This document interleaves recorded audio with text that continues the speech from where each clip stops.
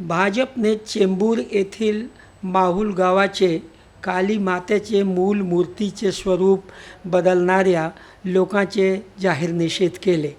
आता ही बातमी तुम्ही सविस्तर रूपाने पहा. चेंबूर येथील मूल गावाचे BPCL कंपनीजवळ काली माताचे मूल मूर्तीचे बदल करणारे विकृत मनोवृत्तीचे लोकांचे भाजपने जाहीर निषेध केले.